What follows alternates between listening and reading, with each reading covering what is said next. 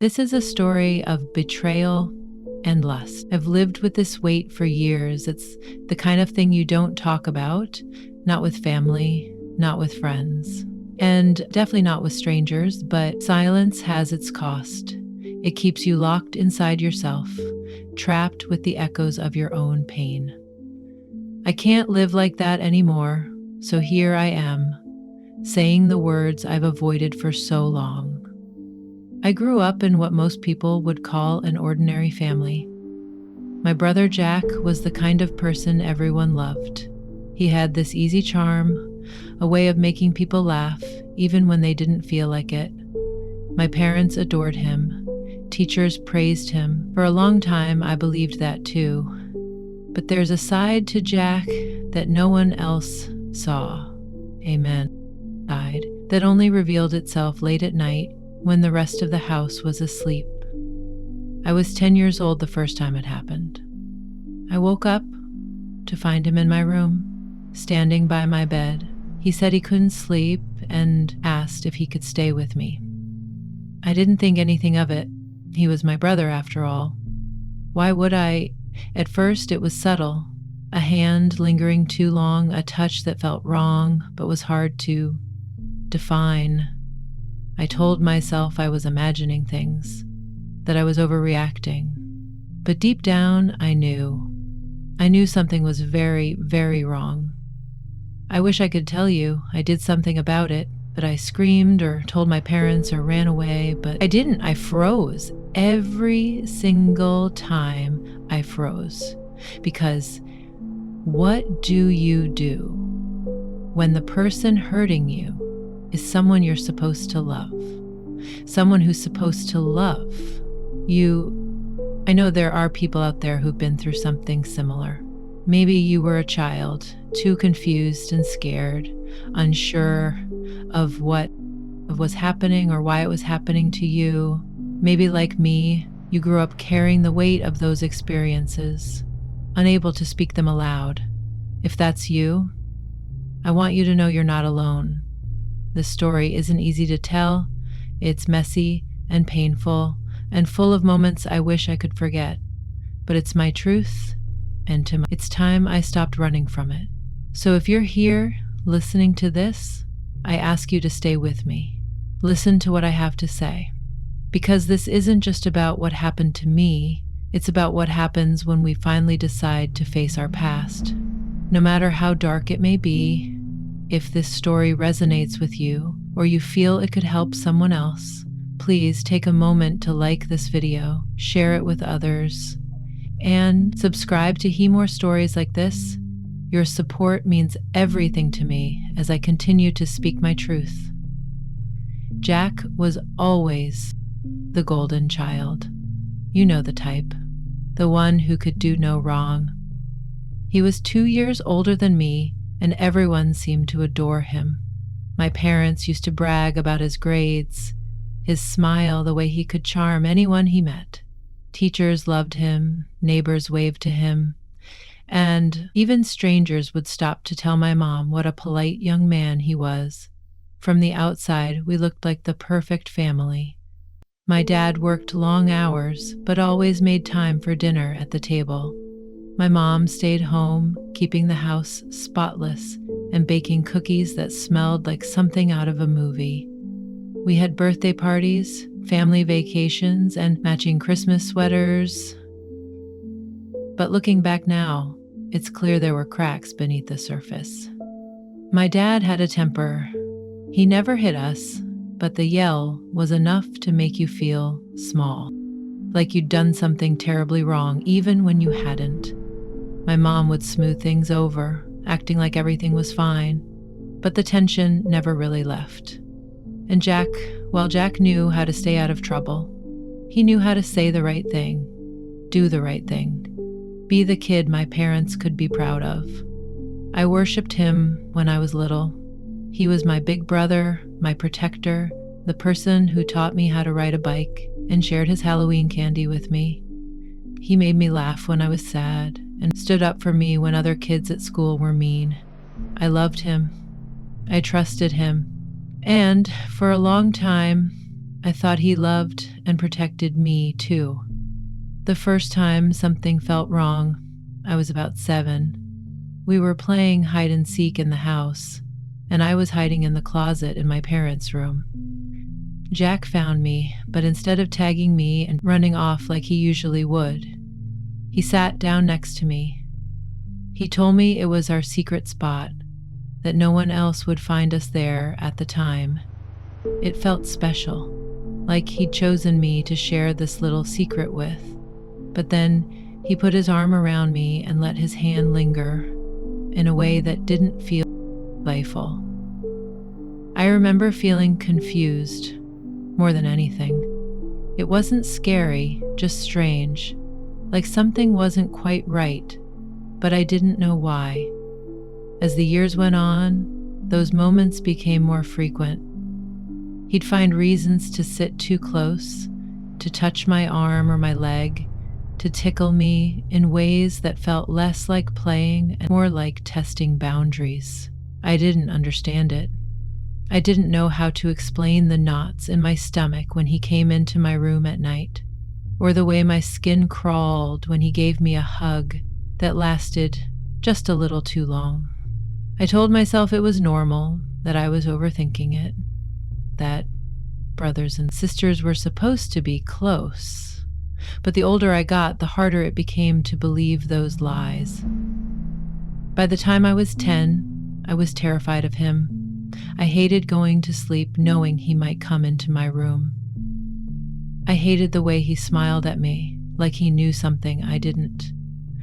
And I hated myself for not saying anything, for not doing anything to make it stop. But how could I? He was Jack, the one everyone loved, the one my parents always praised.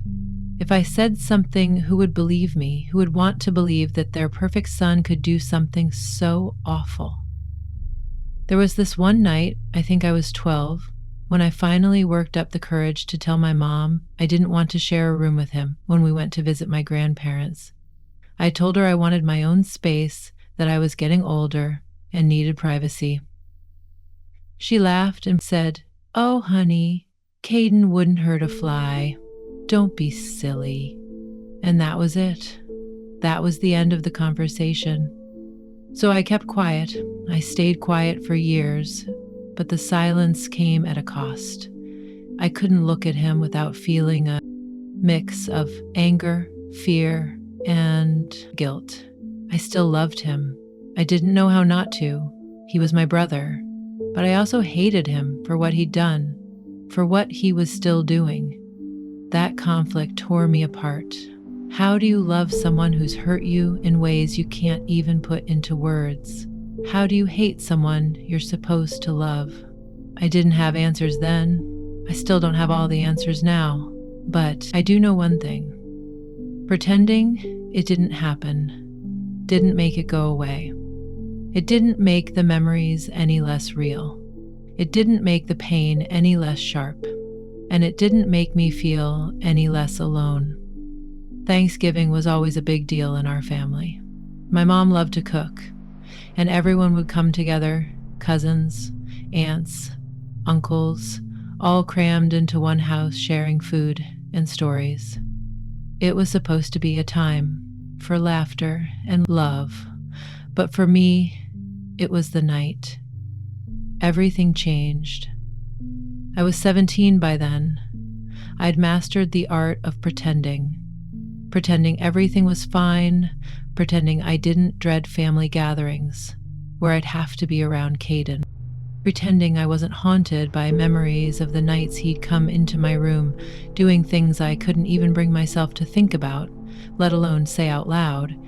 But that night, I couldn't pretend anymore. The day had been chaotic, like always. The kitchen was full of clattering dishes and chatter. My mom was barking orders about the turkey. My dad was joking with my uncles and Caden. Well, Caden was being Caden, charming everyone, making people laugh, helping my mom carry plates to the table. You'd look at him and think he was the perfect son, the perfect brother. But I couldn't look at him without feeling sick. Dinner came and went. Everyone was full, happy, sprawled out in the living room, watching football or catching up. I remember wanting to escape the noise, the laughter, the sight of Jack sitting there like he hadn't stolen pieces of me. I could never get back. So I went upstairs to the guest room, hoping for a moment of quiet. I should have locked the door. I don't know why I didn't. Maybe part of me thought he wouldn't follow me anymore, more that I was too old or that he'd finally changed, that I was doing wrong. It didn't take long before I heard the door creak open behind me.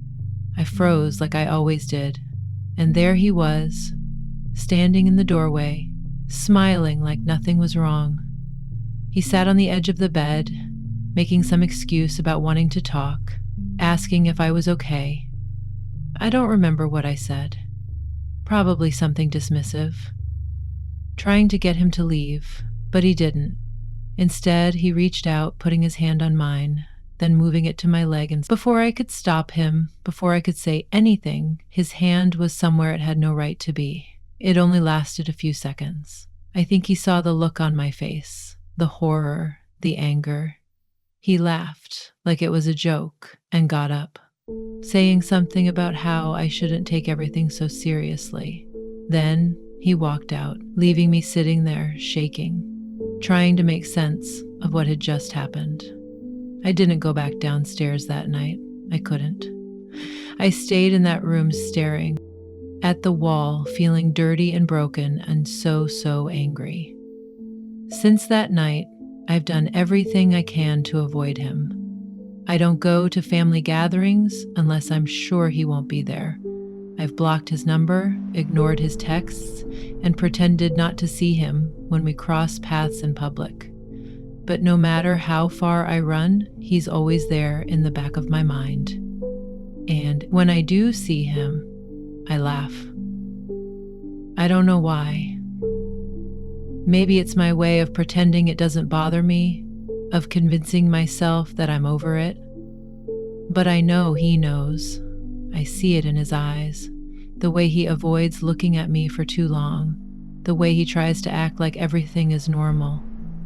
He knows what he did, and he knows I remember. I've tried to move on. I've gone to therapy, read books about healing, done everything I can to put the past behind me. For the most part, I'm okay. But then I'll see him, or hear his name, or catch a glimpse of someone who looks like him, and it all comes rushing back.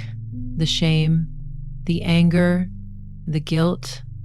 I hate that he still has that power over me. I hate that after all these years, I'm still trying to figure out how to take it back.